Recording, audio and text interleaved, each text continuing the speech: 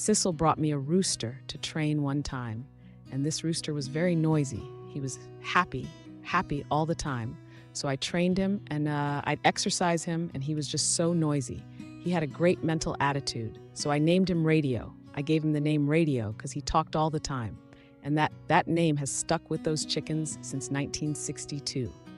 And of course, people call you the man that invented come up with the radios? And I say, well, I come up with this one rooster, you know? And so I bred him to one Kelso hen, then I bred him back to 7/8 of them. And that's how and I still have that family to this day. We call them radios, but they are red chickens with yellow legs. Their basic bloodline was a half white hackle I was telling you about and a half Murphy. They come from Mr. Murphy up in New York. That's what the rooster was made up out of. But we still have them today, and they have such a great mental attitude. That's so important, the mental attitude. The origin I'm about to tell you is from the originator direct. So any disagreements with this should be written to me direct, as they did to the marsh butchers. I'm not writing a story about what someone else told me. You are getting it from the horse's mouth, as it was originated here on my 2 farms. One farm for breeding, the other for experimenting. It all started out back in the early 80s when I was living in the Philippines. I saw jumper radios being fought in the biggest and toughest pits on all the islands, Leyte, Luzon, and Negros Oriental. And I wondered where they came from because only the Chinese and rich Filipinos could afford them, not the so-called backyard breeders. And they were winning much more than their share. So if you had money enough to bet on them, you would win nearly 75% of the time. But if in a Bacolod City pit, be careful, because in this area I had 90% grays, and the grays by the rich cockers were hard to beat, and they could have been jumper grays, maybe bought from Ray Alexander, because Ray came yearly to the Philippines at that time, and was a personal friend of Jorge Araneta, who owned the largest pit in Manila, which I lived only a short distance from. Many of the best birds in the Philippines came from the USA, as well as Richard Bates, an American cocker, living in Cavite and tough to beat. I decided when I returned to the USA during the molt season, I'd try to buy a radio trio. I inquired where these radios came from, and everybody told me they were jumper radios. So what did I do? As soon as I returned to the USA, I called Jumper and made an appointment to meet him at his farm on a Sunday afternoon. I was not only impressed with him and his setup, but his birds also, so I made an offer to buy. Well, fortunately, he refused to sell me any in the USA unless I paid him up front and only take delivery to my farm in the Philippines. Well, this is a no-no for any American cocker because my import permit cost thousands, and he knew I would not accept such a ridiculous offer, so I left without any radios. My intent was to take only the so-called pure radio eggs to the Philippines and hatch them in the very hot country they were going to fight in. I inquired at Clear Creek 2 pit in Pumpkin Valley and was told that a cocker named Dennis Oakley was beating everyone with his strain of radios. So the following Sunday, I went to Dennis's yard and was really impressed with his radios that he sparred for me.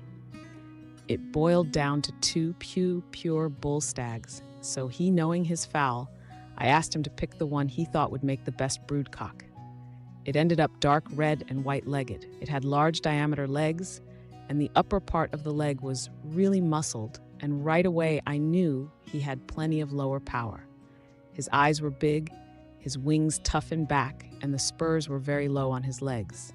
I asked him to show me his pure hens and pullets, and I picked out 2 of the smallest pullets he had, as in the Philippines, many of the radio hens were getting entirely too big with age, something that I refused to breed to. This was 2 years before Dennis became Cocker of the Year at Cooper State.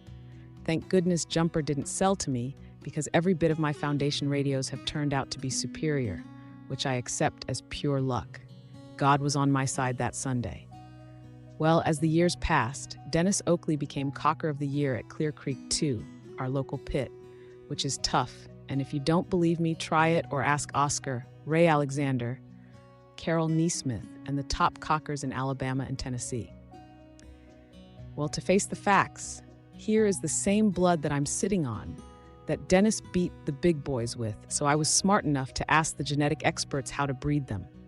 I had already asked Harry Parr after reading his book on the breeding of gamefowl, and I asked Dr. Cocker as well as Dr. Goen of the University of Tennessee and also M.L. Fernando, a genetic expert in the Philippines, and Gerald Ware of Arkansas. I knew how to maintain the pure family, but I wanted to set a family from a cross because I had so-called pure families of W.M. McRae Hatch and YLH, GLH, which I understand from Carol Neesmith of Blackwater Farms, where Sweater McGinnis hatch, and I bred both of Carol's YLH and green-legged hatch to my radio cock. I have plenty of Tyson single-mate pens, so I put a pure radio hen in pen number 1, and in pen number 2, I put my W.M. McRae Hatch hen, and in pen number 3, I put a Ray Alexander pure LRH hen. In pen number 4, I put a pure Carol Neesmith GLH hen. In pen number 5, I put a pure Carol Neesmith GLH hen. In pen number 6, I put a pure Oakley Kelso hen. So I bred pure to pure on 6 hens, hoping that if I did get the nick, I could get repeats. I moved my radio cock every day. Well, much to my surprise, out of 2 of my double McRae hens, when her pullets were 4 months old, they had blue legs, which I understand now, but didn't at the time until Gerald Ware and Harry Parr explained recessive genes and XX and XY genes. So naturally, I bred back all my blue-legged daughters to their father, a white-legged radio, but much to my surprise, still only half my pullets came blue-legged. So I did it the years of 1988 through 1991, and in conjunction with breeding back all the pullets aught their father after the 4th generation, I bred a blue-legged radio stag to a blue-legged radio pullet, and I'm now convinced it is from the genetic trait blue to blue that usually produces blue, and has been set as a family as I'm getting repeats, and have decided now to produce hybrids that would be a 3-way cross consisting of half radio, 1/4 for hatch, and 1/4 Kelso. I'll have 64 single-mate pens all breeding hybrids because the best combination could be 1/2 radio, 1/4 hatch, and 1/4 LRH. If I had a Harry Parr gray stag, I'd use him on top of my other breeds, including my pure radio pullets. I saw a show of cocks fight at Clear Creek that was only court gray, and he beat them all going 5-0 and ended up with the poor. Ray Alexander did the impossible and went 11-1 in the 12-cock short knife in the toughest pit in the world using Harry Parr's pure gray cocks on top of Ray's pure Democrat hens.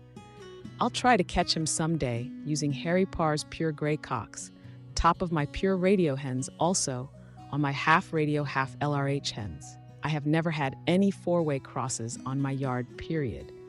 That's what they have in the Philippines, and many don't know it. But when American cockers imported battlecross fowl into the Philippines for a specific derby, many of them imported a 3-way or 4-way cross, something that I have never ever used for breeding.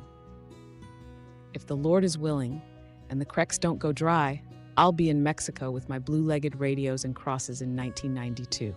So I have a lot of people to thank because it was pure luck on my part, and I felt that most of the credit goes to the most famous breeders of all time, the great W.M. McRae. He put something in his hatch blood that was instrumental in getting blue elgs because my pure hens and their daughters had greenish legs with a blue tint. Please do not misunderstand me, as it makes no difference to me what color his legs are, as I had one coming 1 leg white and 1 leg blue, and they are barn burners. But I really believe by using this blue-legged radio cock and producing a 2- or 3-way cross could and should make the best battle fowl. And once you hit the nick, be satisfied and make repeats the way. No way can I tell you with accuracy what went in this excellent hatch blood, and anyone that tries is completely hearsay, as all hatch families have so many different bloods in them, I doubt anyone knows. But I do know from experience that whatever Mr. McRae put into his was the right blood. My opinion is for sure Blueface hatch and McLean hatch, because a lot of the offspring had greenish blue tint on their legs. So my expectations was to experiment and bred for 3-way battlefowl only, as it was pure luck how I got a true F-milli of radios. I started out only trying to get a battle cross of 1/2 radio, half W.M. McRae, and after much experimenting found the right combination. Now after 4 generations was a half plus and half, and I was smart enough to produce this end of it, not as a family, and have found out that the blood from a 3-way cross is the best for battlefowl.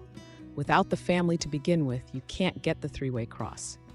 Remember, It's very dangerous using hatch blood as a cross, as there are many, many hatch families that are crosses to begin with. So don't give up. Try them all. I have never once bred a brother to a sister, so it should not end up with a bag of worms and many unknowns. Many cockers who think they have a two-way cross probably have a three-way cross. So I will end this true radio story by admitting it was pure luck and admit it was a team effort, not by me alone. And hopefully it can be one of the best pure families that you can cross to your best families and end up being some of the best battle fowl of the 1990s.